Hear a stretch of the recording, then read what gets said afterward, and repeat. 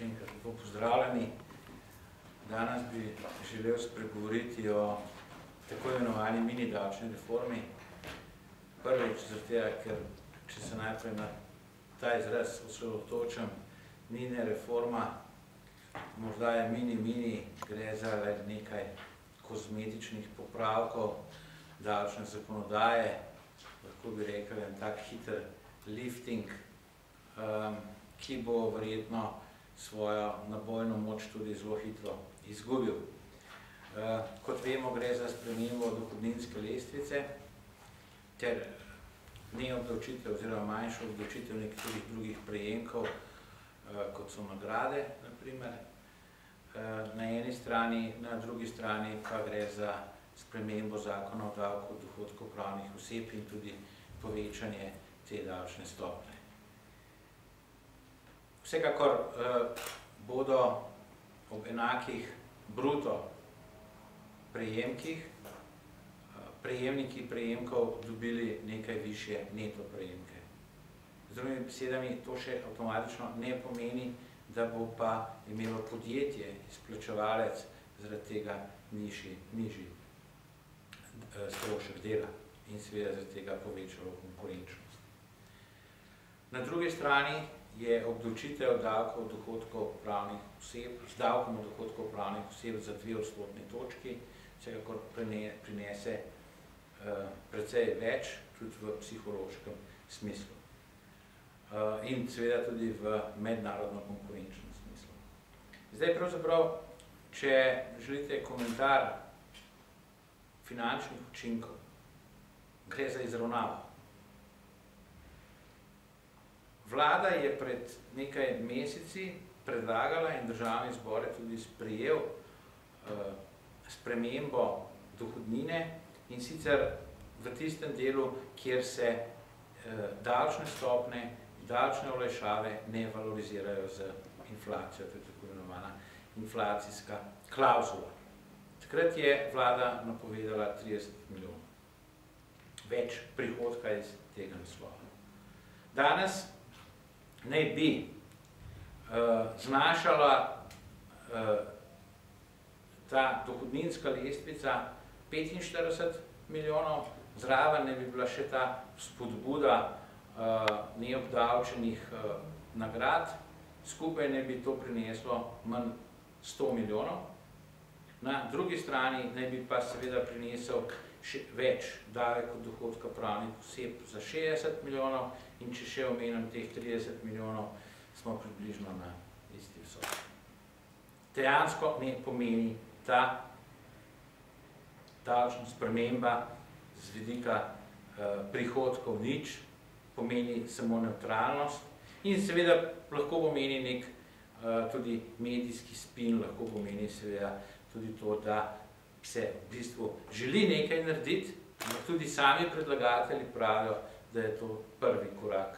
Zdaj, kateri bo drugi korak, kateri bo tretji korak in tako naprej, tega dejansko danes ne vemo.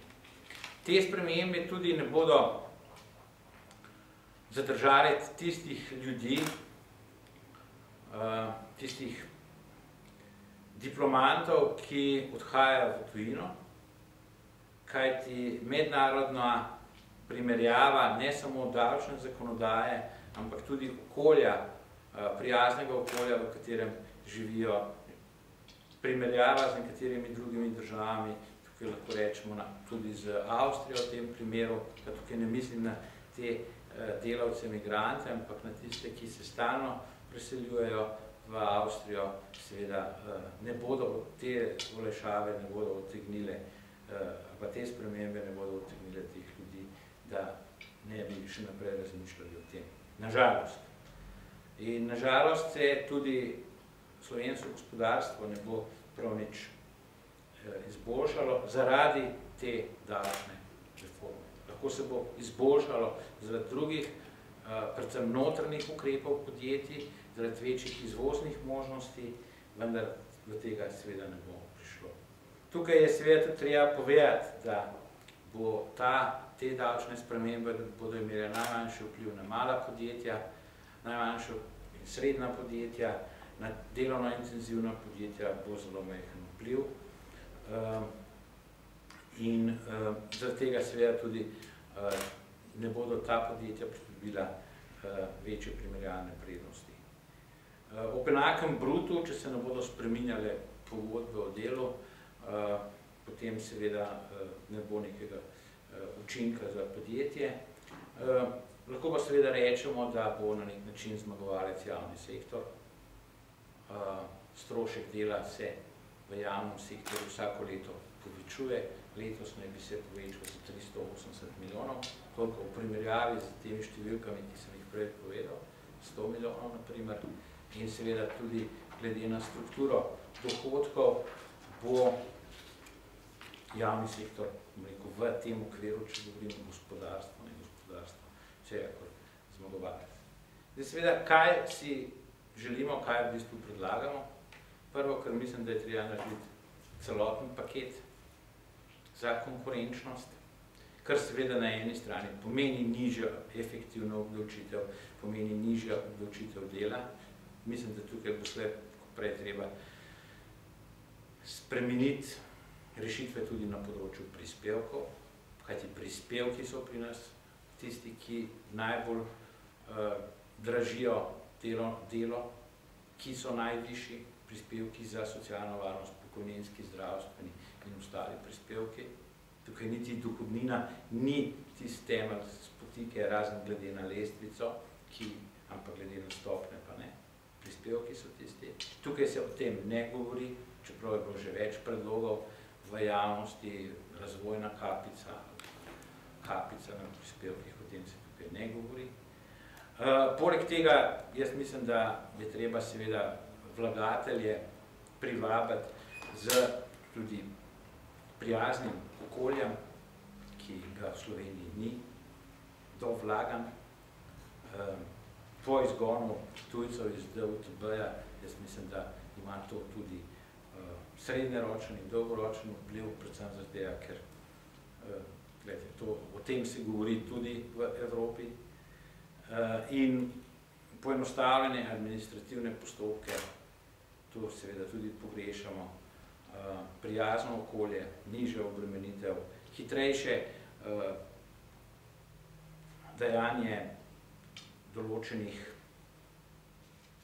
dovoljenj, katerihkoli dovoljenj, prijazne inšpekcije, namreč to je seveda tisto, kar bi prineslo konkurenčno prednost.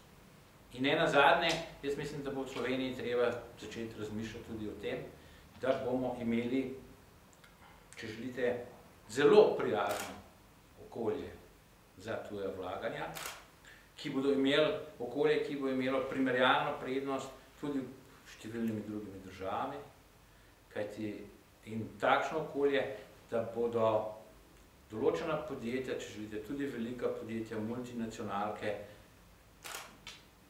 določena namenska podjetja ali pa svoja manjša podjetja ustanavljala v Sloveniji. Zakaj pa ne?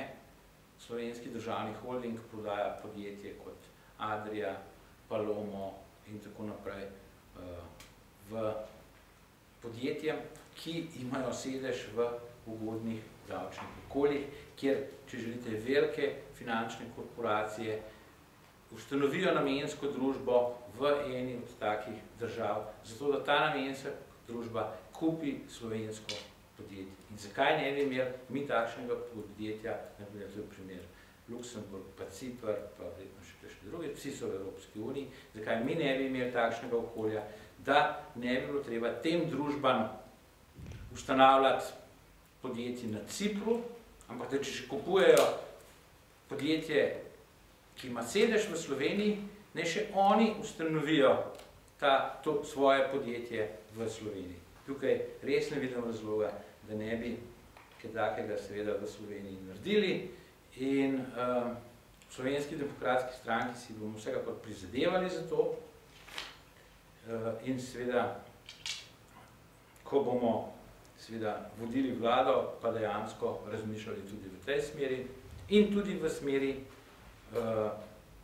progresivno-degresivne davčne lestvice, kar seveda pomeni, da bodo se progresija ustavila na neki višini in zato, da bo večja spodbuda prešla v degresivne davčne stopnje. Naprimer, lahko je to tudi pri davku dohodkov pravnih oseb, do določene višine dobička je ena stopnja, po določeni, če je višji dobiček, je druga stopnja, ki je nižja od te prve stopnje. Toliko bi imel glede komentarjev.